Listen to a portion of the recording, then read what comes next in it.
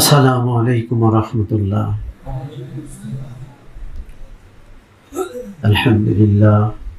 আলহামদুলিল্লাহ নাহমাদুহু ওয়া নাস্তাঈনুহু ওয়া নাস্তাগফিরুহ ওয়া নাউযু বিল্লাহি মিন শুরুরি আনফুসিনা ওয়া মিন সাইয়্যাতি আমালিনা ومن يهده الله فلا مضل له ومن يضلل فلا هادي له ونشهد أن محمدا عبده ورسوله. أعوذ بالله من الشيطان الرجيم. بسم الله الرحمن الرحيم. يا أيها الذين آمنوا اذكروا الله ذكرا كثيرا وسبحوه بكرة وأصيلا. صدق الله العظيم وصدق رسوله النبي الكريم. ما كان محمد أبا أحد من رجالكم ولكن رسول الله وخاتم النبيين وكان الله بكل شيء عليما. إن الله وملائكته يصلون على النبي يا أيها الذين آمنوا صلوا عليه وسلموا تسليما. اللهم صل على سيدنا مولانا محمد وعلى آل سيدنا مولانا. اللهم صل على سيدنا مولانا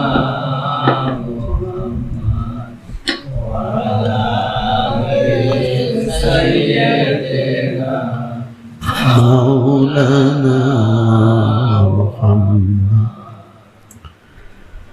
অতীব গরিব হালে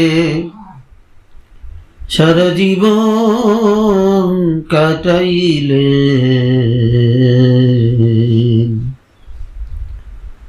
সারে জাহান মাতাইলেন, সারে জাহান মাতাইলেন।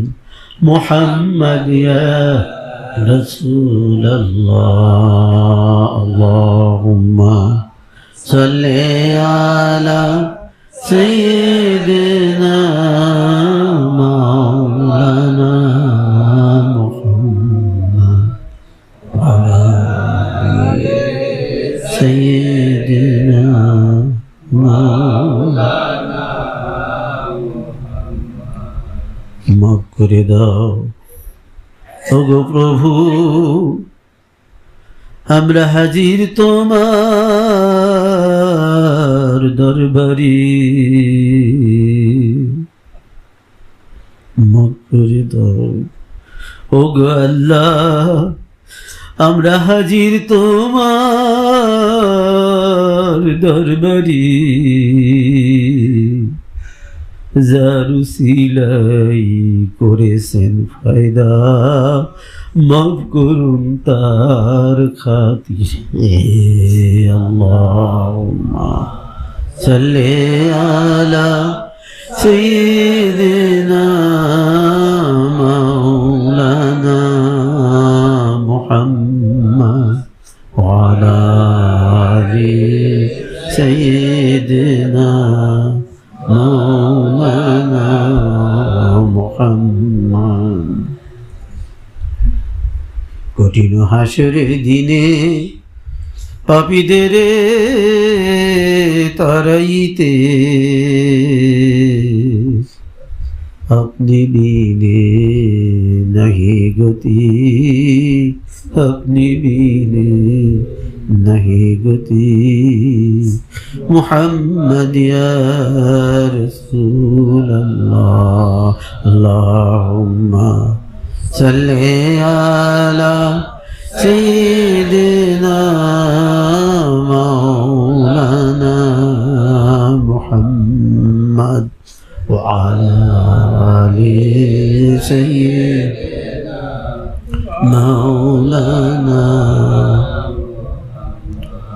সাল্লাল্লাহু আলা মুহাম্মদ সাল্লাল্লাহু আলাইহি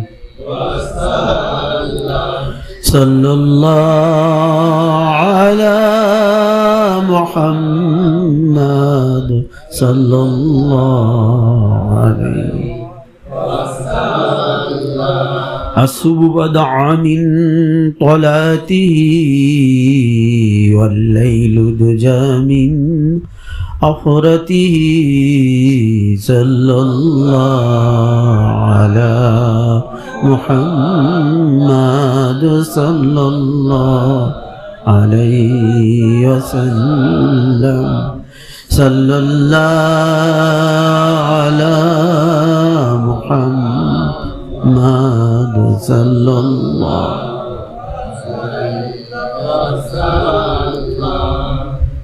بلغ العلا بكمله كشف الدجى بجماله حسنت جميع خصاله صلوا عليه وآله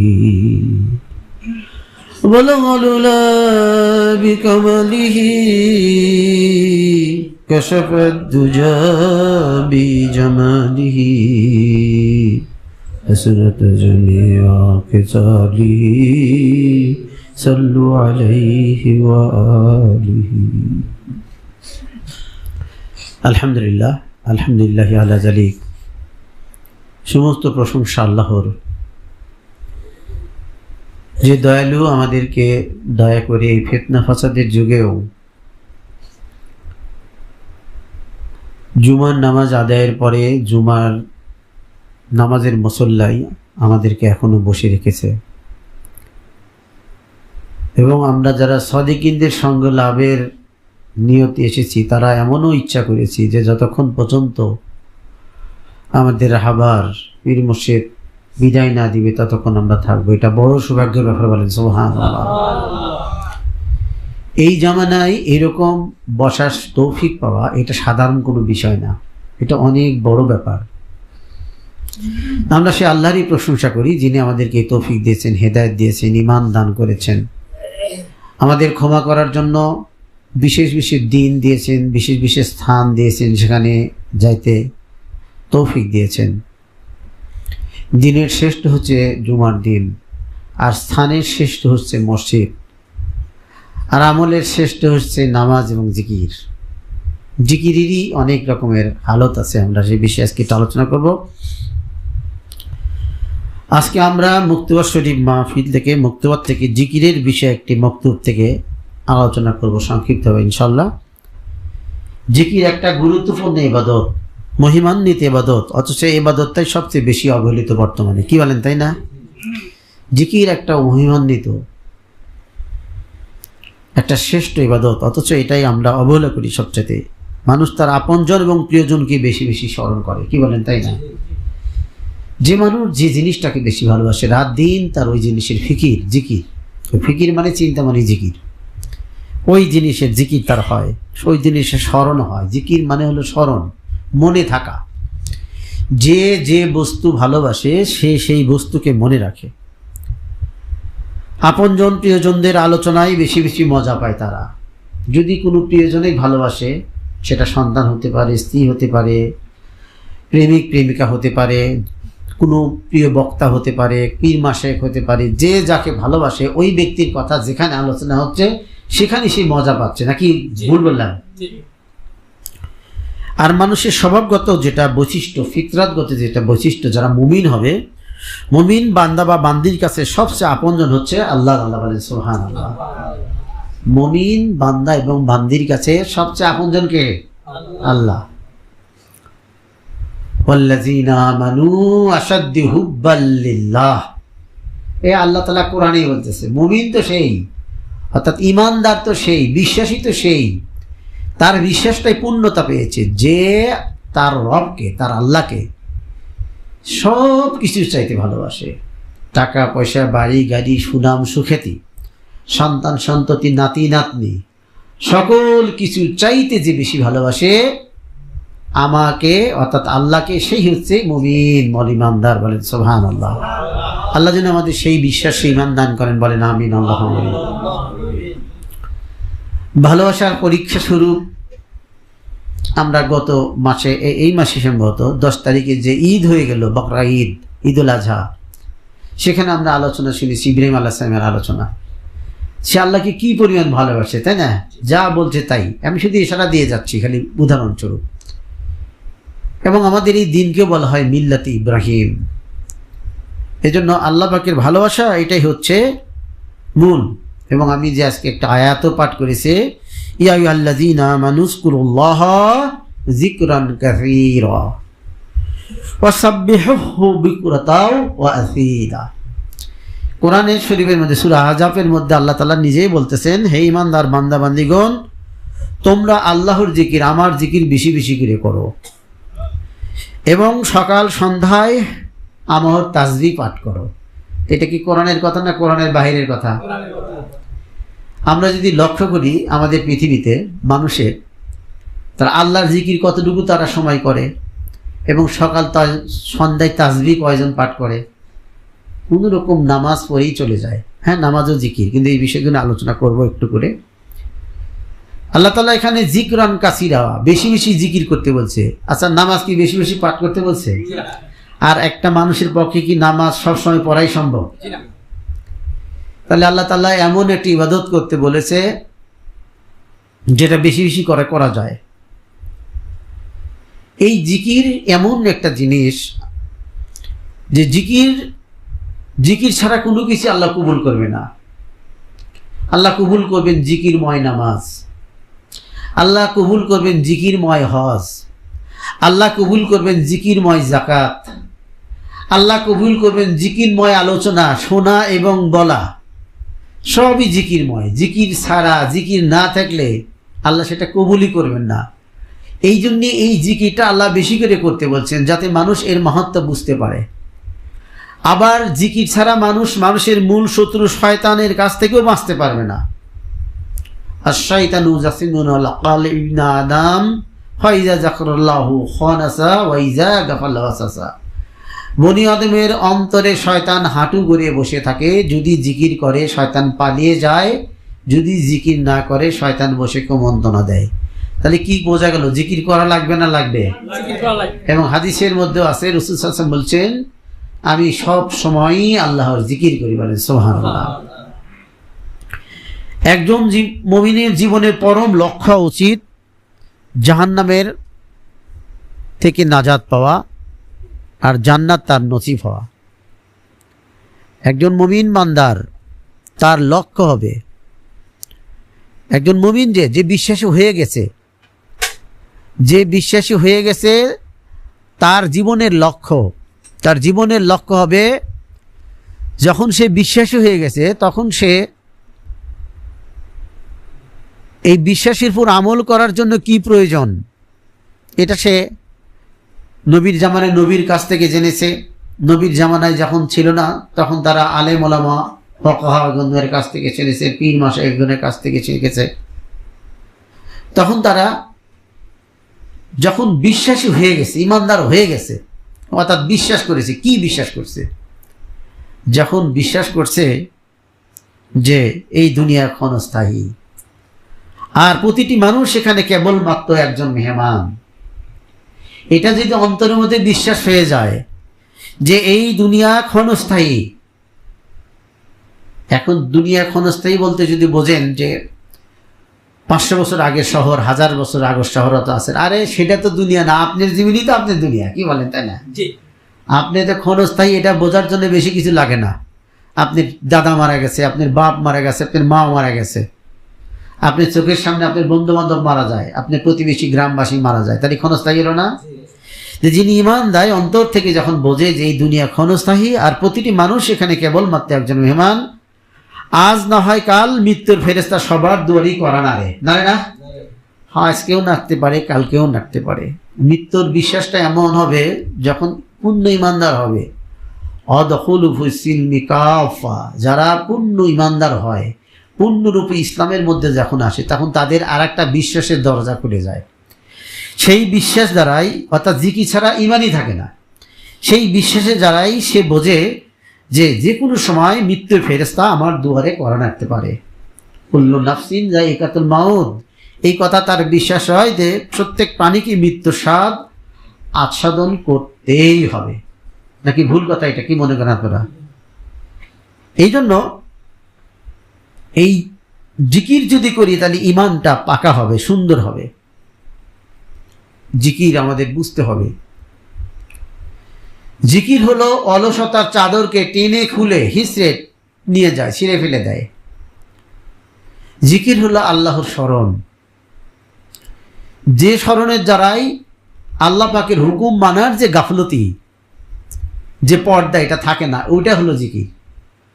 এখন আপনি লেফে লেফে জিকির করতেছেন, জোরে জোরে শব্দ করে করে জিকির করতেছেন, কিন্তু আল্লাহ তাআলা যা পছন্দ করেন না সেটাই আপনার মনের মধ্যে পুষতেছেন, তাহলে বুঝতে হবে যে এখনো আমি পূর্ণ জিকিরকারী হতে পারি নাই। নাকি বলেন? শুনতেছেন? এই জন্য জিকির এতটা প্রয়োজনীয় একটা বিষয়। আসুন আমরা এই মাহফিলে আল্লাহর রহমতের আশ্রয় নিই। রাজি আছি তো ইনশাআল্লাহ, তাই না? এই মাহফিলে শেষ পর্যন্ত যদি থাকি অবশ্যই আল্লাহর রহমতে ছায় থাকবো। কেননা যেখানে আখেরাতের আলোচনা হয়, যেখানে সত্যিকারের জিকির হয়, যেখানে জিকিরকারী বসে থাকে, সেখানে চারদিকে ফেরেশতারা ছায়া দিয়ে বসে থাকে, ঘিরে বসে থাকে, অর্থাৎ রহমতের আশ্রয় হয়। আসুন আমরা আমাদের পরিবেশকে আল্লাহর স্মরণে সুবাসিত করি, অর্থাৎ প্রত্যেকেই আল্লাহ পাকের সন্তুষ্টির নিয়তে কথা শুনি, বসে থাকি, সোহবতে থাকি, এবং আমাকেও আল্লাহ তৌফিক দেবেন বা সাহায্য চাই যে আমিও যেন যা বলতেছি তা শুধু আল্লাহকে শোনানোর জন্যই বলতেছি। কারণ আল্লাহ বলছে হয় চুপ থাকো, নাহলে কথা বললে ভালো কথা বলো। তো ওই ব্যক্তির কথার সে কার কথা ভালো হচ্ছে? যে মানুষকে আল্লাহর দিকে ডাকে, যে মানুষকে আল্লাহর কথা শোনায়। কথা বুঝতে পারছি আমি?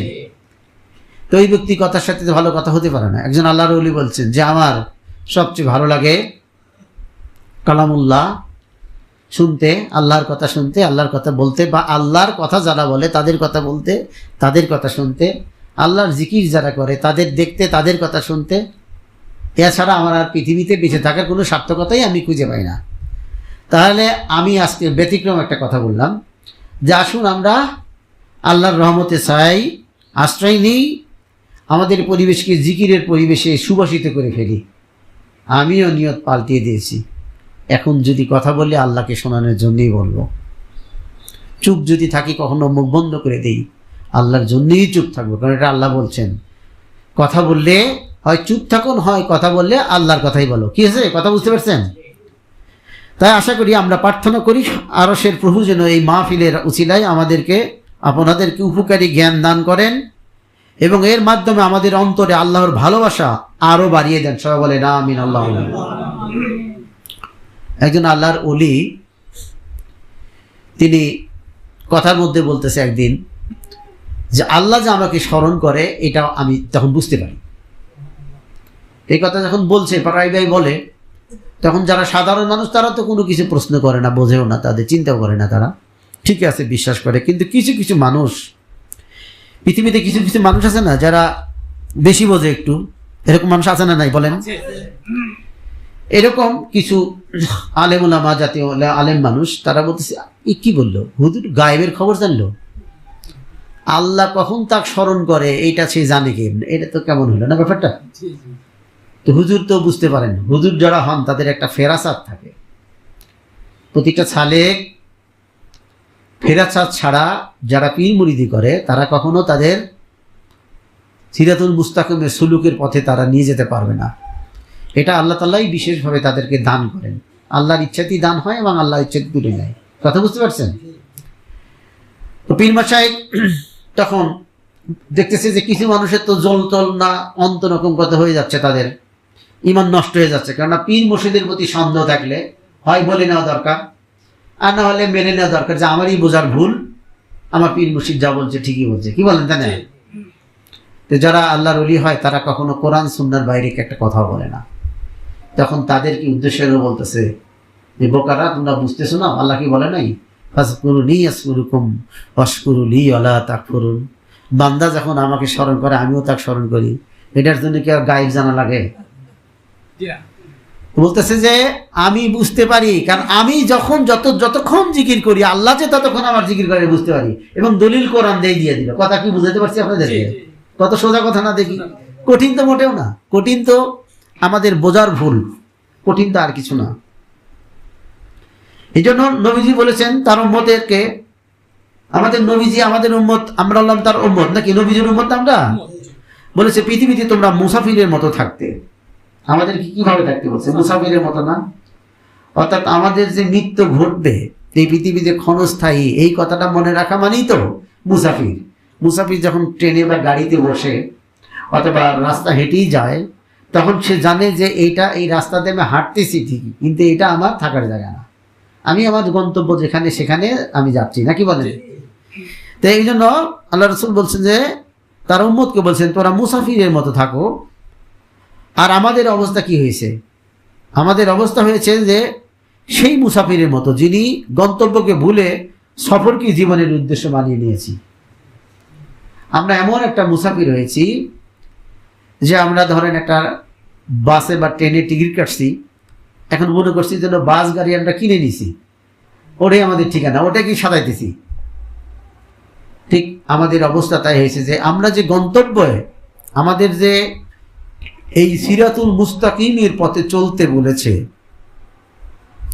এই সিরাতুল মুস্তাকিমের পথে চলাটাই হলো আমাদের কাজ, এবং এখানে আমরা থাকতে পারবো না এটা মনে রাখা হলো আমাদের সবচেয়ে বড় বিশ্বাস।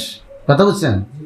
আল্লাহ রাসূল সাল্লাল্লাহু আলাইহি ওয়াসাল্লাম আসকিরু যিকরা হাজিমিল লাজ্জাত, তোমরা মৃত্যুকে বেশি বেশি স্মরণ করো। তে আমরা কেমন মুসাফির হয়ে গেছি? আমরা হলো সেই মুসাফিরের মতো হয়ে গেছি যারা গন্তব্যকে ভুলে সফরকে জীবনের উদ্দেশ্য বানিয়েছি।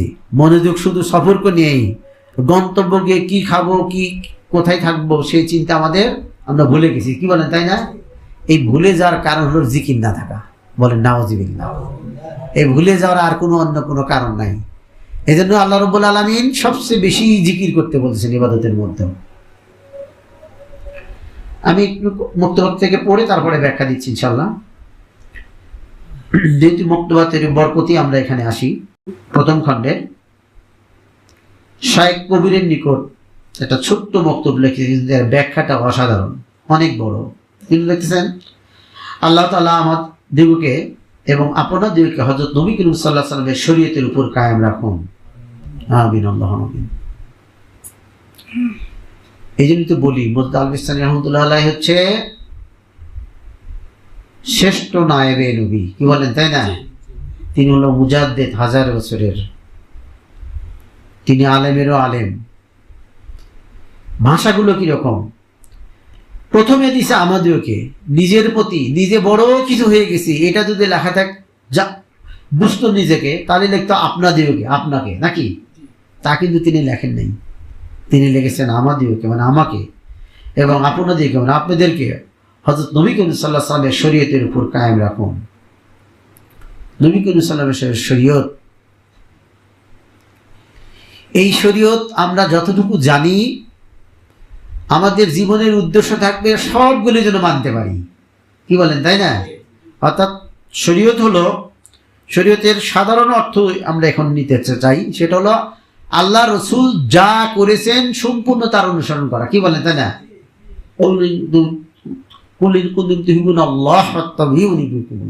আল্লাহ নিজেই বলেছেন তোমরা যদি আমাকে ভালোবাসো, কিছুক্ষণ আগেই বললাম যে মুমিন তো সেই যে আল্লাহকে বেশি ভালোবাসে, তাই না? এরপরে বলতেছে তোমরা যদি আমাকে ভালোবাসো তাহলে আমার রাসূলের অনুসরণ করো। আমরা ইতিহাস খুঁজলে দেখতে পাই সাহাবীদেরই হচ্ছে আমাদের অগ্রগামী, তারাই আমাদের অগ্রজ পুরুষ, তাদের অনুসরণ করি আমাদের চলতে হবে। তারা যেটা করেছে সেটা হলো রসুলের সম্পূর্ণ রকমের অনুসরণ করেছে। রসুল কিভাবে পানি খাইলো, রসুল কিভাবে ঘুম পাড়লো, সেগুলো তারা টুকে টুকে শুনছে।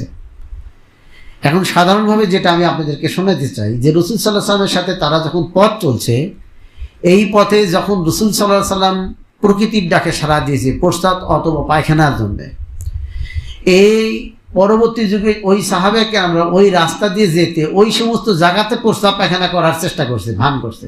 বলেন সুবহানাল্লাহ। এটা পাগলামি হয়ে গেল না একটা?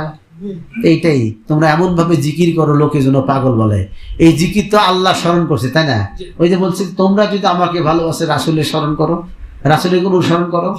এই জন্য সাহাবাকে আমরা রাসূলকে এরকম ভাবে অনুসরণ করছে। এরপর বলতে সাবধান, শোনো, আল্লাহর জিকির দ্বারাই অন্তঃকরণে শান্তি প্রাপ্ত হইয়া থাকে। বলতেছে যে শোনো, খুব সতর্কতার সাথে শোনো, আল্লাহর জিকির দ্বারাই তুমি শান্ত হবে, তোমার শান্তি পাবে, গবেষণা প্রমাণ আদি দিয়ে নহে। এটা কবিতা লিখছেন তিনি, কাষ্টের পদের মতো প্রমাণের পদ, স্থির থাকে না উহা চলিতে বিপদ। খুবই মনোযোগের সাথে আমরা শুনবো ইনশাল্লাহ। হ্যাঁ, কাষ্টের পদের মতো প্রমাণের পদ, স্থির থাকে না উহা চলিতে বিপদ। অর্থাৎ জিকির ছাড়া, জিকির করা ছাড়া আমরা আখেরাতের যত প্রমাণ আদি পাবো, জাহান্নামের ভয়, জান্নাতের আশা, জান্নাত দেখতে এই সুন্দর, এই সুন্দর, ওই সুন্দর, খুবই সুন্দর, জাহান্নাম এরকম আযাব, ওই রকম আযাব, ব্যাপক আযাব। তো এটা হলো কাষ্টের পদের মতো প্রমাণের পথ, স্থির থাকে না উহা চলিতে বিপদ। যদি জিকির ছাড়া, জিকিরের চোখ ছাড়া এইগুলো পড়াশোনা করি, ওই জীবনেও জাহান্নামের ভয় অন্তরে জাগবে না, জান্নাতের লোভও অন্তরে হবে না। তাই যদি হতো, আজকে যারা এগুলো পড়ায় এবং পড়ে এবং ওয়াজ করে বেড়ায়, তাদের কেন দুনিয়ার প্রতি এত লোভ লালসা থাকে? তাদের জাহান্নামের ভয় পাওয়া যায়, বোঝা যায়? তারা জান্নাতের আশা কিরকম অত অত করে কি বোঝা যায়? হ্যাঁ, তারা কেন করতে পারে না? কারণ তাদের মধ্যে জিকির নাই, আসল জিনিসটাই করে না। এই যে মহিমান্বিত সম্মানিত যে ইবাদতটা, এটাকে অবহেলিত করে রেখেছে। এই জিকিরের ব্যাখ্যার আসলটা না দিয়ে তার সাইড ব্যাখ্যাগুলো দিয়ে চলতেছে, কিন্তু সাইড দিয়ে তো কাজ হবে না। আমাদের যারা কৃষক মানুষ, একটা কৃষক মানুষের কথাই বলি, এবং আমার কাছে কেউ কেউ এরকম কথা বলে, কেউ বলে গরুর গোস্তের কথা, কেউ বলে ভাতের কথা, যেটাই হোক আমি বলতেছি আর কি, যে আপনারা যারা কৃষক মানুষ বোঝেন যে আপনাদের যত ভালো ভালো খাবারই দিক, ভাত না খেলে কোন আমরা কাজ করতে পারবো না। কোন কথা ঠিক না বেঠি? যতই ভালো খাবার দেন, ভাত না দিলে মাথা ঘোরে, ভাত দেন, খায় আপনার কাজ করে দিব। তো দেখেন, জিকির এমন একটা ইবাদত, জিকির যদি আপনি না করেন, অসাব্বিহু বুকরাতা ওয়া আসিলা, এবং সকাল সন্ধ্যায় যদি আল্লাহ তাসবিহ পাঠ না করেন, আপনি কখনো জান্নাতের আশা আপনার মধ্যে প্রবল হবে না। আপনার কখনো জাহান্নামের ভয় অত্যন্ত পরিমাণে হবে না।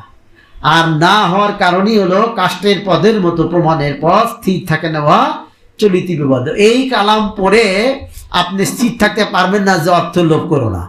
হুব্বুদ দুনিয়ার আশা করলে খতিয়া, হাদিসের মধ্যে পড়ছেন, অথচ আপনি দুনিয়ার লোভ না করে থাকতে পারতেছেন না। আপনার মাথার মধ্যে যুক্তি আসছে, হ্যাঁ দুনিয়া ছাড়া হয়, টাকা ছাড়া কিছু হয় না, টাকা ছাড়া কোনো কিছু চালানো যাবে না, মাদ্রাসা চালানো যাবে না, খানকা চালানো যাবে না, এইরকম এরকম নানান কিছু আসবে, আসে না এরকম আমাদের? যদি আল্লাহ তাআলার সহিত কোনরূপ সম্বন্ধ হয় না, তথাপি জিকির দ্বারা এক প্রকারের সম্বন্ধ অর্জিত হয়ে থাকে। বলেন সুবহানাল্লাহ। এখানে প্রথমে বলছে যদিও, অর্থাৎ অসীম আর সসীম কখনো মিলন হতে পারে না, কিন্তু তথাপিও জিকির দ্বারা এক প্রকারের সম্বন্ধ অর্জিত হয়। এখন যেটা যার সাথে হয়, যার হয় সেই নেব, যারা কিন্তু বুঝবে না। আল্লাহর সহিত মৃত্তিকার কি আর তুলনা হইবে? অবশ্য স্মরণকারী ও স্মরণকৃত বস্তুর মধ্যে যে একরূপ সম্বন্ধ হয়, তাহাতে ভালোবাসা জন্মিয়া থাকে। বলেন সুবহানাল্লাহ। মোতাল হোসেন রহমতুল্লাহ বলতেছেন যে অবশ্য স্মরণকারী, অর্থাৎ যে আল্লাহকে স্মরণ করে, আর স্মরণকৃত অর্থাৎ যাকে স্মরণ করে মানে আল্লাহ, এই দুইজন বস্তুর মধ্যে একরূপ সম্বন্ধ হয়, তাতে ভালোবাসার জন্মিয়ে থাকে। এই জিকিরকারী এবং যাকে স্মরণ করে তাই এমনকি মানুষ পর্যন্ত এই যে কয় না যে মনে হয় আমাকে স্মরণ করছে কেউ, বেসন খেলাম ইত্যাদি, বা ফোন দিলেই তোমাকে এখন তোমার কথা ভাবতেছিলাম। আপনি যারা জিকির করেন, রিয়াজত করেন, প্রতিষ্ঠা জিকির করেন, দেখবেন তারা পীর মুর্শিদের সাথে এমন একটা সম্পর্ক হয়, না দেখলেও ভালো লাগে না, কথা না বললেও ভালো লাগবে না। কারণ আমাদের জিকিরগুলোর একটা সিস্টেম আছে, একটা সিরাতুল মুস্তাকিমের পথের মাধ্যম দিয়ে আমরা জিকির করি, তাই না? তো এরকম মানে অনেক কথা আছে, আমি কিছু উদাহরণ দিব, অন্যভাবে দিচ্ছি। এগুলা ভালোবাসার প্রবল হয়, তখন অন্তঃকরণ অবশ্যই শান্তি প্রাপ্ত হয়। ভালোবাসার যে একটা শান্তি, এই শান্তির সাথে কোনো তুলনা, এবং অন্তর্জগৎ প্রশান্ত হয়, তখন সে চিরস্থায়ী সৌভাগ্য লাভ করিয়া থাকে। অর্থাৎ জিকিরের মাধ্যমে যখন আল্লাহর সাথে একটা ভালোবাসা হবে, আল্লাহকে যখন সে ভালোবাসতে পারবে এবং আল্লাহর সন্তুষ্টি যখন তার একমাত্র কাম্য হবে, তখনই সে পাবে হলো চিরস্থায়ী সৌভাগ্য লাভ, অর্থাৎ জান্নাত। কথা বুঝতে পারছি আপনাদেরকে? জিকিরের মাধ্যমে এটা হবে। মুজাল্লিম বলতেছেন, খোদার জিকির করো যাবজ্জীবন, অন্তর পবিত্র করে খোদার স্মরণ। খোদার জিকির করো যাবজ্জীবন, তার মানে কি শেষ করবেন? বলে আমার আর জিকির করা লাগবে না, আমি তো সবক শেষ করছি, এটা করবেন? হ্যাঁ, খোদার জিকির করো যাবজ্জীবন, অন্তর পবিত্র করে খোদার স্মরণ। আপনারা জানেন, পবিত্র ব্যক্তিগণ ব্যতীত কেউ সফল হতে পারবে না। পবিত্র ব্যক্তিগণ ব্যতীত কেউ কোরআন স্পর্শ করতে পারবে না। নিয়ম, পবিত্রতা ছাড়া স্পর্শ করা যায় না। এখন কোন পবিত্র? অজু গোসলের পবিত্রতা দ্বারাই যেটা পাওয়া যায়, কাষ্টের পদের মতো প্রমাণের পথ, স্থির থাকে না ওয়া চলিতি বিপদ। কোরআনের মধ্যে যা যা লেখা আছে, কাঠের পায়ের মতো, কাঠের পা কি চলতে পারবে? স্থির থাকবে না। ওটার দরকার আছে, কিন্তু জিকিরের দরকার আছে। কারণ কোরআন কেতাবের মধ্যে তো জিকিরের কথা লেখা আছে, আছে না? এবং বেশি বলা আছে যে জিকরান কাসীরা, বেশি বেশি জিকির করো। ওয়াজ নসিহতের মূল কথা কি? আমরা যেন বাস্তবতার সঠিক ধারণাটি ভুলে না যাই। এই যে ওয়াজ নসিহত, এর বাস্তবতা কোনটা, যেন আমরা যেন বাস্তবতার সঠিক ধারণাটা ভুলে না যাই। আর তা হলো এই পৃথিবী জীবন আমাদের জন্য ক্ষণস্থায়ী, এটা মনে থাকতে হবে না? এটা মনে থাকবে কখন? যখন আপনি জিকির করতে পারবেন। আর যখন আপনি জিকির করতে পারবেন, তখনই আপনি আল্লাহর সাথে আপনার একটা সম্পর্ক হবে। আল্লাহর সন্তুষ্টির জন্য আপনি সব কিছু ত্যাগ করতে পারবেন। এবং আল্লাহ রাব্বুল আলামিন বলছেনই তো যে, এবং আমাদের এই তরিকার একটা কথা আছে, ইয়া ইলাহি মুকসিদ মিরা তুহি রিজাই তেরি, মুস্কুর রহমত মোহাব্বত মারেফত নসিবত, এখন আছে না? তাই জন্য আল্লাহ পাকের সন্তুষ্টি অর্জন করাই হলো ইবাদতের মূল। যে ইবাদত করলাম কিন্তু আল্লাহ পাকের সন্তুষ্টি অর্জন হলো না, তাহলে ইবাদত করে আমাদের লাভ আছে? আল্লাহ পাকের সন্তুষ্টির জন্য জিকির করা আমাদের খুব জরুরি, এটা আমাদের বুঝতে হবে। এবং আমরা যে বুঝতেছি না, এই বিষয়ে আল্লাহ রাব্বুল আলামিন কোরআনের মধ্যে কত সুন্দর করে বলতেছে যে, ইকতারা লিন্নাস হিসাবুহুম ফি গাফলাতিন মুরিদুন। আল্লাহ রাব্বুল আলামিন বলতেছে যে মানুষের হিসাব গ্রহণের কাল ক্রমশ ঘনিয়ে আসছে। এই যে আমরা পৃথিবীতে চলাচল করতেছি, এই যে খাওয়া দাওয়া করতেছি, ঘুমাইতেছি, সবই হিসাব নেবে, কিন্তু তারা গাফলতিতেই মুখ ফিরে রেখেছে। আমরা তাই রাখছি না? এখন দেখি কোরআনের আয়াতটা সঠিক না ব্যাঠিক মনে হচ্ছে আপনাদের কাছে? নিজের জীবন দিয়েই দেখেন, আমরা তাই যে আমাদের হিসাব নিকাশের কাল ক্রমশ ঘনিয়ে আসতেছে, কিন্তু আমাদের চিন্তা কোথায়? চিন্তা তো ভাবে ঢুকতেছে না। না ঢোকার কারণ হলো কাষ্টের পদের মতো প্রমাণের পথ। আমরা খালি শুনছি, আমাদের তো জিকির নাই, ওর হকিকত আমরা পাচ্ছি না। জিকির না থাকার কারণে আমরা পাচ্ছি না। হ্যাঁ, অধিকাংশ মানুষ এখন এমনভাবে জীবনযাপন করে যেন সে চিরকালই বেঁচে থাকবে। কি কথা ঠিক নেবে? ঠিক। অধিকাংশ মানুষ এমনভাবে বেঁচে থাকে, এমনভাবে তার জীবনের চালচলন যেন সে চিরকাল বেঁচে থাকবে। হ্যাঁ, তারা শুধুই তারা নিকটতম ভবিষ্যতের পরিকল্পনা, সম্পদের হিসাব, সম্মানের আকাঙ্ক্ষা, এই সব কিছুর ব্যস্ততায় মানুষ একটি অনিবার্য সত্যকে ভুলে যায়, আর তা হলো মৃত্যু। কথা বুঝতে পারছিলাম না? দেখেন আমাদের মধ্যে এই দোষগুলো আছে। মুজাল্লিম বলছেন যে পীর মাসাদের কাছে আসলে নিজের দোষগুলো ধরা পড়বে, এই জন্যই তো আমাদের আশা। কি বলেন, তাই না? আর ধরা পড়লে অন্তত কি হবে? ওই যে ভুল স্বীকার করলাম, এতে আল্লাহ ক্ষমা করে দেবে, বলেন সুবহানাল্লাহ। হ্যাঁ, তা আমরা কি করতেছি, নিকটতম ভবিষ্যৎ অর্থাৎ আজ থেকে 10 বছর পরে, 5 বছর পরে, কালকের দিন পরে কি খাবো এটা নিয়ে চিন্তা করছি, এই সম্মানে চিন্তা করতেছি। কিন্তু এই ভবিষ্যৎটাও কিন্তু 100% শিওর না, কারণ আপনি তার আগে মারা যেতে পারেন, তাই না? তবুও ধরেন এটাই নিগেট করতেছি, ব্যস্ততায় আছি, কিন্তু অনিবার্য সত্য মৃত্যু, এবং মৃত্যুর পরে যে মৃত্যু হয় না, সেদিন একটা এই মোবাইলেও একটা ফিউচার পাঠাইছি আর কি, যে বিজ্ঞান প্রমাণ করছে যে না আসলে মৃত্যু হয় না। না, বিজ্ঞানের প্রমাণ দিয়ে তো আমাদের ইমান রাখা যাবে না, আমাদের ইমান তো আল্লাহ রাসূলের কথা, তাই না? তারপরেও বলতেছি আসলে মানুষ তো মরবে না, স্থানান্তর হবে। ইন্তেকাল শব্দের অর্থ হলো স্থানান্তরিত হওয়া, এক জায়গা থেকে আর এক জায়গায় যাব। এই জায়গার কাজ হলো ওই জায়গার সামান আর সঙ্গে রাখা, ওখানে তো ভোগ করার জায়গা, ওখানে তো কাজ করার জায়গা না, তাই না? এই জ্ঞান, এই বুঝ, এই বিশ্বাসটার নামই হচ্ছে কি? ইমান। এই ইমানটা কাষ্টের পদের মতো হবে না যদি জিকিরের সাথে এগুলা মানি, আমরা শুনি, আমরা চেষ্টা করি, আমরা তাহলে দেখবেন এই ইমানগুলো অটোমেটিকলি চলে আসবে। এই জন্য দেখা যায় কি যে অনেক সাধারণ মানুষ পড়াশোনা জানে না, কোরআন শরীফ পড়া জানে না, অথচ আল্লাহর ভয় কত তার। সে কি কোনো সময় নামাজ কাজা করে না, সে রোজা রাখে, সে ভয় পায়, সে হালাল হারামকে ভয় পায়, সে বেহালাল পয়সা কাছে দিলেও সে নেয় না, কারণ না নেওয়ার আমার দরকার নাই। ওকে এই আলেমকে এটা শিখেছে, আল্লাহ শিখেছে, আল্লাহ শিখেছে, এটারও প্রমাণ দিচ্ছি। বিসমিল্লাহির রহমানির রহিম, ওয়াসকুরুল্লাহ কিয়ামান ওয়া কুউদান ওয়া আলা জুনুবিহিম। আল্লাহ বলছেন তারাই তো জ্ঞানী, তারাই তো আলেম, যারা দাঁড়িয়ে বসিয়ে শুয়ে সর্বাবস্থা আল্লাহ জিকির করে। তাহলে ওই বৃদ্ধ মানুষ, ওই সাধারণ মানুষ, এই গ্রামের কৃষক মানুষ এত গরিব হওয়ার সত্ত্বেও কেন লোভ করে না? কারণ ও তো জিকিরকারী, ও তো জ্ঞানী, ও তো আলেম হয়ে গেছে, কি বলেন, তাই না? কাষ্টের পথের মতো তো পথ তার পাও না, সে সিরাতুল মুস্তাকিমের মতো পথে চলতেছে, কাঠের পাও দেয় না, আল্লাহ প্রদত্ত পাওদা চলতেছে, বলেন সুবহানাল্লাহ। তা আল্লাহ প্রদত্ত চোখ খুললে হলো জিকিরের দ্বারাই, তাছাড়া তো খুলবে না। নবীজি বলেছেন আখিরু যিকরা হাজি মিল্লাজ্জাত, তোমরা মৃত্যুকে বেশি বেশি স্মরণ করো। আজকের আমরা কোনো মাহফিলগুলো তো যে আলোচনা হতেছে সেখানেও মৃত্যু নয়, দুনিয়া নিয়েই খালি কথাবার্তা, তাই না? দুনিয়াতে এই করা লাগবে, দুনিয়াতে সেই করা লাগবে, রাষ্ট্র কায়েম করা লাগবে। রাষ্ট্র কায়েম হলো ইসলাম দিয়ে, আমার ইমান ও হিদায়াত হলো না, তাতে আমার লাভটা কি হলো? কোনো লাভ হবে কিছু দিয়ে? ওয়াজ যদি হচ্ছে মাদ্রাসায় টাকা পয়সা দেন তাদের এইগুলোই দিল, আমার ইমান তো তৈরি হলো না, দিল তো তৈরি হলো না, তাহলে আমার লাভটা কি হলো? হ্যাঁ, এই জন্য আমাদের কথাগুলো সবারই ভালো লাগবে না, আর এই কারণে সিদ্ধান্ত নিয়েছি এখন আর কথা কাউরে ভালো লাগার জন্য বলবো না। আল্লাহ বলছেন হয় চুপ থাকো, নইলে কথা বললে ভালো কথা বলো, আমার দিকে মানুষকে ডাকো। চেষ্টা করব আল্লাহর দিকে মানুষ যাতে আসে সেই কথাগুলি বলার, তাই না?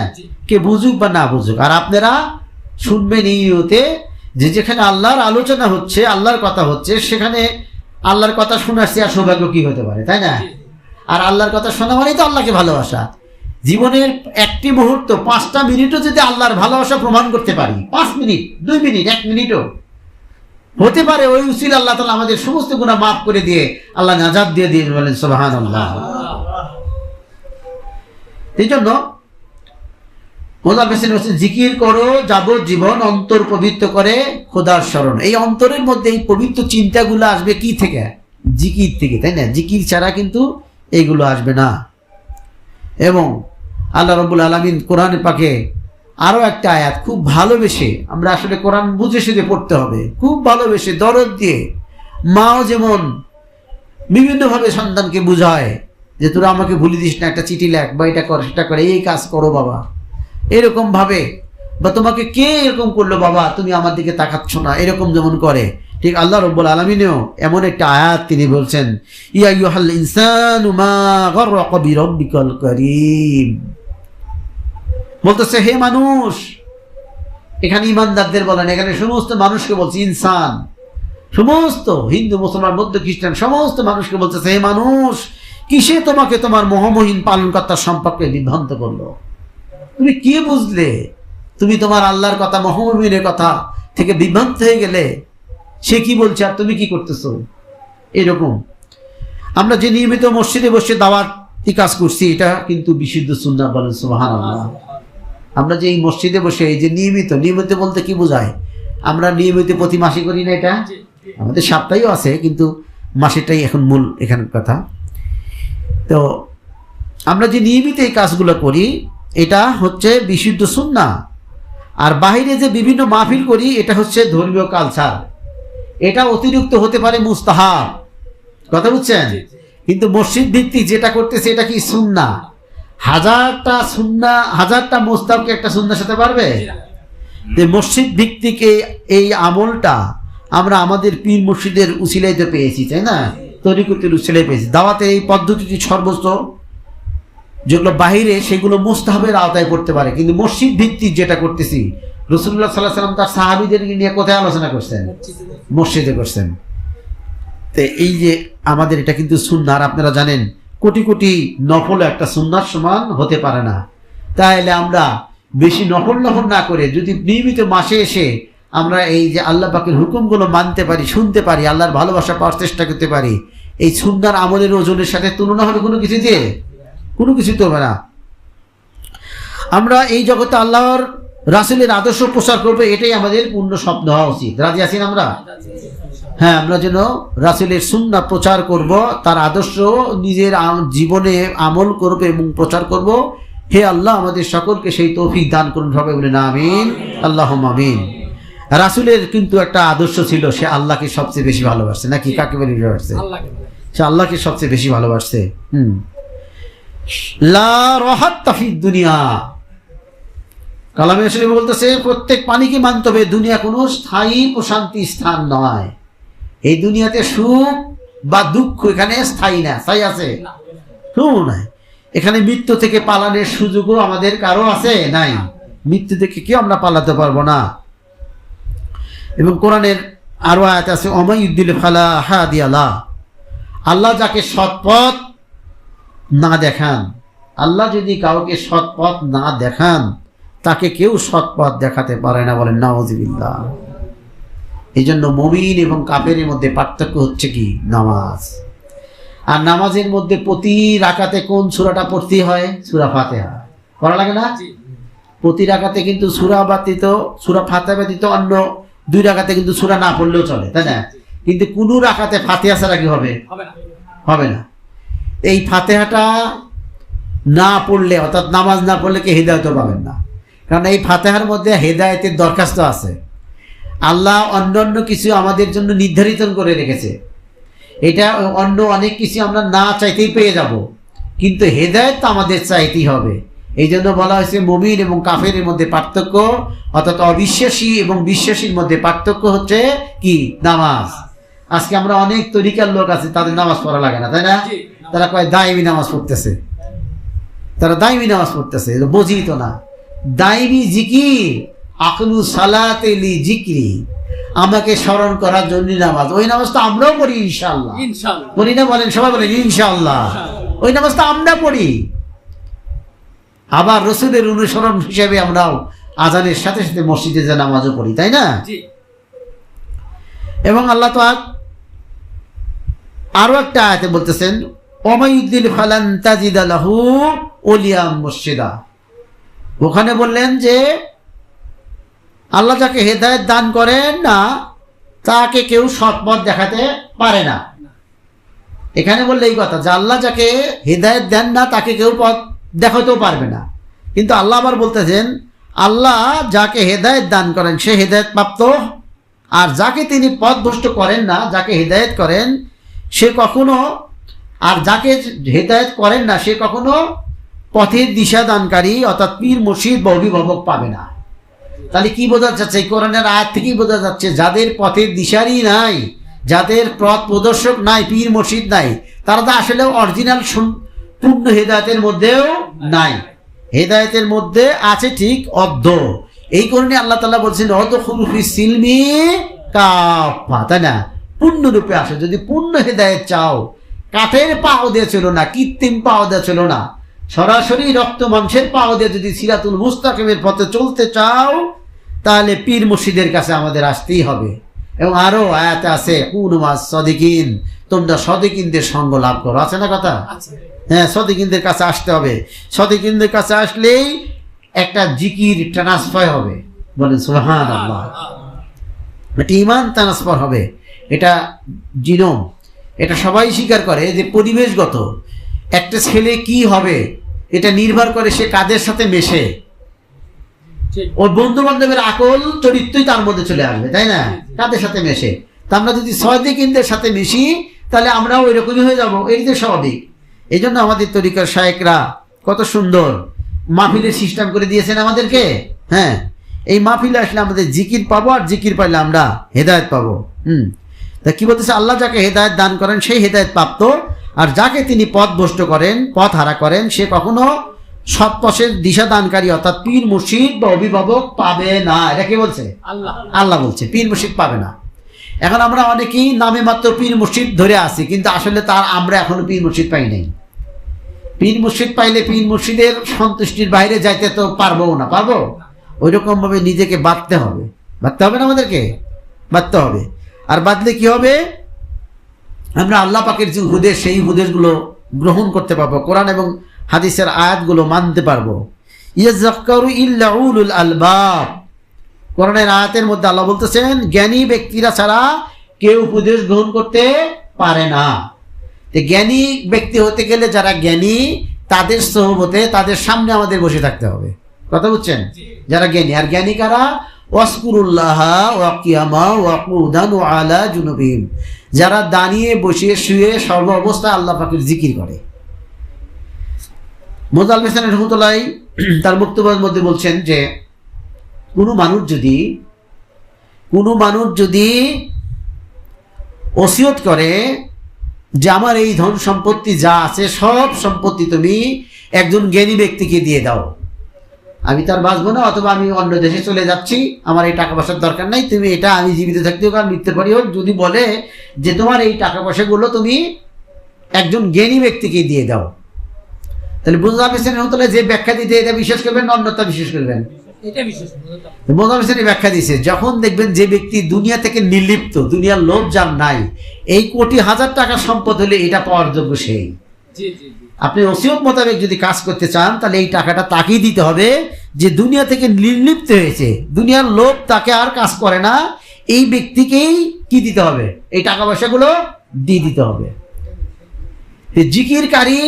জিকির যখন করবেন তখন হুব্বুদ দুনিয়ার আছে করলে খতিয়া, একটা মহব্বত, একটা অন্তরে কি দুইজনের মহব্বত থাকে? একটা তরবারির ঢালের ভিতরে দুইটা তরবারি রাখা যাবে? একটাই রাখা যায়, তাই না? হাদিস আছে, কোরআনেও আছে, দুনিয়ার মহব্বত সকল গুনাহের মূল। তাহলে আবার বলছে যে বেশি মহব্বত করতে হবে আল্লাহকে, তাই না? আল্লাহর সন্তুষ্টিকে, আল্লাহর মহব্বত তো এইটাই যে আল্লাহর সন্তুষ্টিমূলক কাজ করাই তো মহব্বত, তাই না? এইরকম হতে গেলে আপনাকে জিকিরময় চোখ, জিকিরময় হতে হবে নিজেকে। জিকিরময় হইলেই আপনি যা শুনলেন উলুল আলবাব জ্ঞানী, আপনি তখন উপদেশ গ্রহণ করার যোগ্যতা অর্জন করবেন। অর্থাৎ জিকির করলেই একমাত্র উপদেশ গ্রহণের যোগ্যতা অর্জন করবেন। আর সেই জিকিরটা কিভাবে করতে হবে? ওই আজকে খুতবার মধ্যেও বলছি, এমনও বলছি যে হে ইমানদাররা, তোমরা বেশি বেশি জিকির করো এবং সকাল এবং সন্ধ্যায় তার তাসবিহ পাঠ করো। কইছে নাকি? এটা কোরআনের কথা, এটা সূরা আহজাবের 41 এবং 42 নম্বর আয়াত। হে আল্লাহর বান্দা এবং বান্দিগণ, তোমরা আল্লাহর স্মরণ বেশি বেশি করে করো এবং সকাল ও সন্ধ্যায় তার তাসবিহ পাঠ করো। তা আমাদের তরিকায় সকাল এবং সন্ধ্যায় তাসবিহ পাঠ আছে না নাই? এই জন্য মোজাল মেসান বলছেন ইয়া অবিকল সাহাবা কেরামের তরিকা। সাহাবা কেরামরা হলো সবচেয়ে নবীদের পরই শ্রেষ্ঠ, তাই না? তা আমাদের তরিকাটা যে কত মূল্যবান, আর আমাদের যে হালগুলো হবে, এই হালগুলো বেলায়েতের যে হাল হবে, যে নৈকট্যর যে হাল হবে, আকরাবিয়াত আমরা সবক পাই, কিন্তু আকরাবিয়াতে সে হাল হয় না। কারণ হলো কি? আমরা ওইভাবে গভীরভাবে জিকির করি না, জিকিরের সাধনা আমরা নিই না। আসলে আমরা নিতে হবে। তারই একটা উদাহরণ দিচ্ছি আমি আপনাদেরকে, যে আহমদ বিন জাফর রহমতুল্লাহ বলেন, একটা কেচ্ছা বলি আর কি এখন আমরা খুব মনোযোগ দিয়ে শোনেন। তিনি বলতেছেন যে আমি বিশিষ্ট ফকিহ আবু আলী হুসাইন ইবনে খাজরাজকে বলতে শুনেছি। আহমদ বিন জাফর রহমতুল্লাহ বললেন যে আমি আবু আলী হুসাইন ইবনে খাজরাজকে বলতে শুনেছি যে একবার হযরত আবু তুরাব নকশাবী রহমতুল্লাহ জৈনক নাপিতের কাছে গিয়ে বললেন, আল্লাহর সন্তুষ্টির লক্ষ্যে আমার মাথার চুল মুন্ডন করে দাও। নাপিতের কাছে গেলেন কে? আবু তুরাব তাকশাবী রহমতুল্লাহ আলাইহি, আবু তুরাব রহমতুল্লাহ আলাইহি, সংক্ষিপ্ত বলি আবু তুরাব রহমতুল্লাহ আলাইহি, তিনি নাপিতের কাছে গেলেন। তখন তার কাছে টাকা ছিল না, এদিকে চুল বড় হয়ে গেছে। চুলের কিন্তু একটা ধরন আছে, এটা আমার হয়, হয়তো মনে করতেছি চুল কাটবো 5 দিন 6 দিন 7 দিন, একদিন এমন একটা কষ্ট ওঠে যে এই চুল আজকে না আসলে ভালো লাগে না, তাই না? তখন ছুটে যাই। আমিও তখন কাউকে ডাকি, সেই দিনের মুখগুলোকে ডেকে নিয়ে গেলাম মোটরসাইকেল করে চুল কাটানোর জন্য। তো এরকম চুল কাটানোর জন্য আবু আলী তুরাব রহমতুল্লাহ আলাইহি তিনি নাপিতের কাছে গেলেন এবং নাপিতের কাছে গিয়ে বললেন, আল্লাহর সন্তুষ্টির লক্ষ্যে আমার চুলগুলো কেটে দাও। নাপিত বললেন, তবে বসে যান।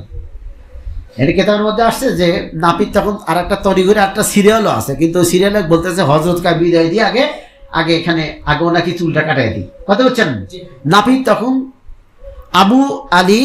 আবু তুরাব রহমতুল্লাহ আলাইহির চুল কেটে দিলেন, চুল কাটতে বসে গেলেন আর কি। চুল কাটতেছিলেন, চুল কাটা যখন আরম্ভ করলো, এমন সময় শহরের প্রশাসক প্রধান ওখান দিয়ে কোথাও যাচ্ছিলেন। এমন সময় শহরের মেয়র বা প্রশাসক, এখানে এটা প্রশাসক লিখছে আর কি, মেয়র বলতে পারেন, খলিফা বলতে পারেন, বিভিন্ন বলতে পারেন, বিশিষ্ট এই বুজুর্গকে দেখে নিজ খাদেমের দিকে তাকিয়ে তিনি জিজ্ঞেস করলেন, ইনি কি আবু তুরাব নাকশারি দামাত বারাকাতুহু, অর্থাৎ যিনি বেঁচে থাকে তাকে দামাত বারাকাতুহু বলতে হয়, মৃত্যুর পরে রহমতুল্লাহ আলাইহি। বলতেছে যে এই দেখো তো চুল কাটাইতেছে কে, এটা কি আবু তুরাব দামাত বারাকাতুহু উনি নাকি? এরা বললো, হ্যাঁ ইনি তিনি। খাদেমের কথা শুনে তখন তিনি সেখানে নেমে পড়লেন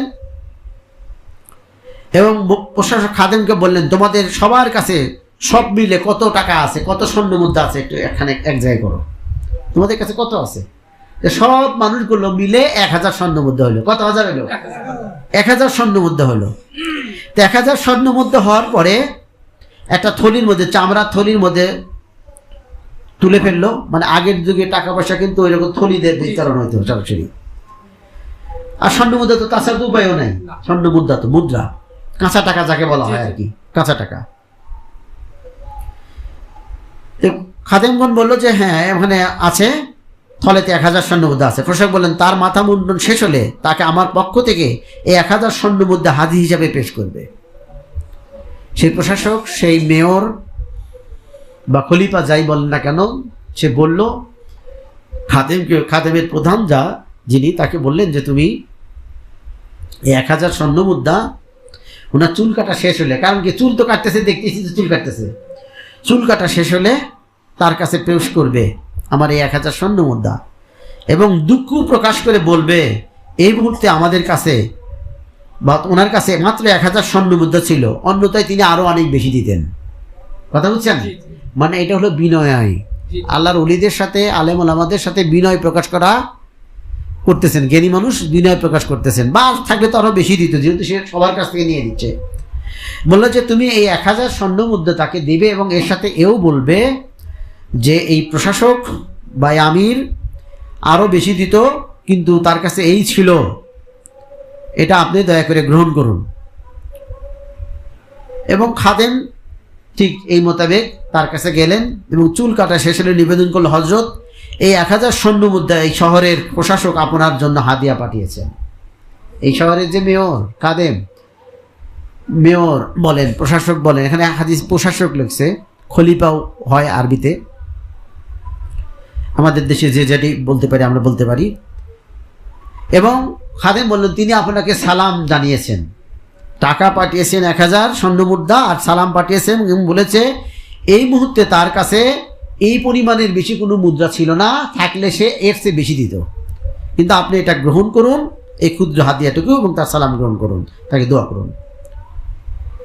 বুজুর্গ আবু তুরাব এই কথা শুনে বললেন, ঠিক আছে দাও মুদ্রাগুলো, তবে আমার হাতে নয়, ওই মুদ্রাগুলো ওই নাপিতকে দিয়ে দাও, কারণ উনি যখন আসছে চুল কাটানোর জন্য তখন তো তার টাকা ছিল না, যেহেতু এখন হাতে টাকা হয়েছে তো তার নাপিতই পেয়ে যায়। আল্লাহর ফকির যারা আল্লাহর জিকিরকারী, তাদের তো দুনিয়াবি এরকম কিছু থাকে না, খেয়াল থাকে না তাদের। তো এই জন্য বলতে, ঠিক আছে এই টাকাটা তাকে দিয়ে দাও। তো যখন তাকে দিয়ে দিলে মুদ্রাগুলো নাপিতকে দিয়ে দিতে যখন চলে, নাপিত তখন তৎক্ষণাৎ বললো, এই মুদ্রা দিয়ে আমি কি করবো? নাপিত আর এক জিকিরকারী, দেখেন ও কিন্তু আল্লাহর সন্তুষ্টির জন্য চুল কেটে দাও, এই কথা শুনে কিন্তু একজনকে পাশে ফেলে দিয়ে চুল কাটা শুরু করছে। এটাও আমাদের ব্যাপারটা বুঝতে হবে। এখানে তো টাকা ছিল না, কেন তো ছিল যে তুমি আমাকে আল্লাহর সন্তুষ্টির জন্য চুল কেটে দাও। আল্লাহর ওলিরা কিন্তু এরকম, গত মাহফিলে না কত মাহফিল, কোনো এক মাহফিলে বললাম, একজন রোজাদার আল্লাহর ওলি গেছে একটা জায়গাতে, একজন শরবত বিক্রেতা শরবত বিক্রি করতেছে, যে এই জল এই পানি যে শরবত যে খাবে আল্লাহ তার প্রতি সন্তুষ্ট হবে। তার আর অন্য কোনো খেয়াল নাই, তার মাথার মধ্যে খালি আল্লাহ সন্তুষ্টি খেয়াল থাকে। সে তো রোজা আছে তাও মনে নাই, সে তখন পয়সা দিয়া ওই শরবত কিনা খাইতেছে। খাওয়া অর্ধেক যখন শেষ হয়ে গেছে বা খাওয়া শেষ হয়েছে, তখন তার মুরিদরা বলতে, হযরত আপনারা রোজা আছেন? তখন বলতে, ও ঠিক আছে, অসুবিধা নাই, আমি তো আছি নফল রোজা, নফল রোজার চাইতে আল্লাহর সন্তুষ্টিতে বড়। তাহলে আমি তো শরবত কিনে খাইতেছি আল্লাহ সন্তুষ্টির জন্য, কেন ওর যে কইছে যে এই শরবত যে কিনে খাবে আল্লাহ তার প্রতি সন্তুষ্ট হয়ে যাবে। হ্যাঁ, বিনিময়ে কিন্তু উনি ইন্তেকালের পরে এটার খবরও ঘটনা তাই হয়েছিল, যে বলছিল যে হ্যাঁ ওই শরবত কেনার ওটার জন্য আল্লাহ সন্তুষ্ট হয়েছে। বলেন সুবহানাল্লাহ। সব কিছুরও লক্ষ্য, দৃষ্টি, অন্তর্দৃষ্টি, অন্তঃসার শূন্য ইবাদতের কোনো মূল্য নাই। অন্তর্দৃষ্টি, নিয়াত, ইনামাল আমালু বিনিয়াত। এখন দেখেন এই নাপিত বলতেছে যে, সঙ্গে সঙ্গে বলে উঠতেছে যে আমি এই মুদ্রা দিয়ে কি করব। নাপিতের মতো মানুষের মুখের কথা, যে এগুলো দিয়ে আমি কি করব। হ্যাঁ, আমি এই মুদ্রা কখনো গ্রহণ করব না, আল্লাহর শপথ, যদি এর চেয়ে আরো অনেক বেশি মুদ্রা হতো তবুও আমি তা গ্রহণ করতাম না, কারণ আমি তো আল্লাহর সন্তুষ্টির লোকে আপনার চুল মন্টন করে দিয়েছি। আপনি এখন আবার কি করেন? প্রথমত বললেন না আপনি চুল কেটে দেন আল্লাহ সন্তুষ্টি, এখন আবার টাকা দিতেছেন। কথা ঘুরে উঠলো না ব্যাপারটা? কথা তো ঘুরে গেল। আমি তো আল্লাহ সন্তুষ্টির জন্য আপনি চুল কাটিয়ে দিয়েছি। তো তখন আবু তুরাব এই খাদেমকে বললেন, এই মুদ্রা তোমার হাকিমের কাছেই ফিরে নিয়ে যাও।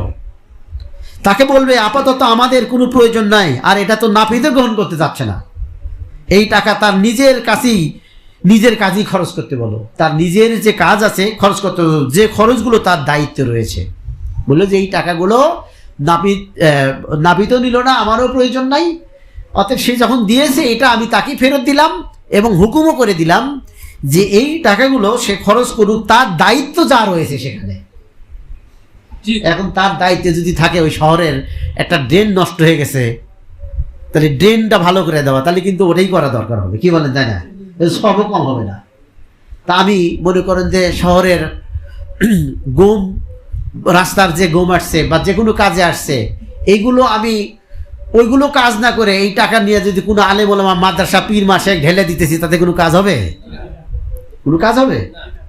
আল্লাহ ওলিদের হিকমত, তিনি বললেন এই খরচগুলো তাকে দিয়ে দাও এবং তাকে বলো তার দায়িত্ব যা রয়েছে সেখানেই যেন সেই টাকাগুলো খরচ করে। এই জন্য আমি প্রায় একটা কথা বলি, সাধারণ মানুষ যেসব বিষয় নিয়ে উৎসুক হয়ে আছে, প্রকৃত ইমানদারগণ সেই সব বিষয় আগেই ত্যাগ করে বসে আছে। আমি এই কথা প্রায় বলি মাহফিলে, অনেক দিন বলি। হ্যাঁ, যে আমাদের যে উৎসুক, আমরা যে সমস্ত বিষয় নিয়ে উৎসুক, এটা পাইলে আমার খুশি, কিন্তু আসলে দেখেন গা প্রকৃত ইমানদাররা এগুলো কত আগে ত্যাগ করে দিছে। এগুলো সুনাম, সুখ্যাতি, অর্থ, সম্পদ, এগুলো তারা কত আগে শেষ করে দিয়ে দিছে। এগুলো পাইলে আমরা মনে করি খুশি হচ্ছে, কিন্তু আসলে খুশি হচ্ছে না।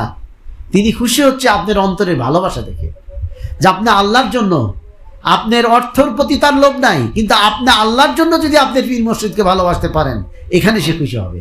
কারণ আপনি যাকে ভালোবাসেন সেও তাকেই ভালোবাসে, একই জায়গায় লেগে গেছে, একই জায়গায় লেগে গেছে না?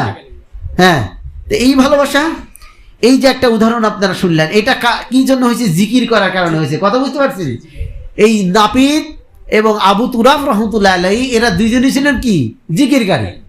আর এই জিকির করার কারণে আল্লাহর সাথে তাদের যে একটা সম্পর্ক হয়েছে, তা আল্লাহর সন্তুষ্টির বাইরে তাদের আর কিছু মাথার মধ্যে কি আছে? ঢোকে না। ঢুকতেছে? দেখেন, ঢুকতেছে না। কিন্তু আমাদের এগুলো মনে রাখতে হবে, এগুলো ঢুকতেছে না, তাদের কাছে এগুলো কিন্তু তারা ঢুকতেছে না। এই জন্য বলি, অন্তঃসার শূন্য ইবাদত করে আখেরাতে কোনো ফল লাভ করা সম্ভব না।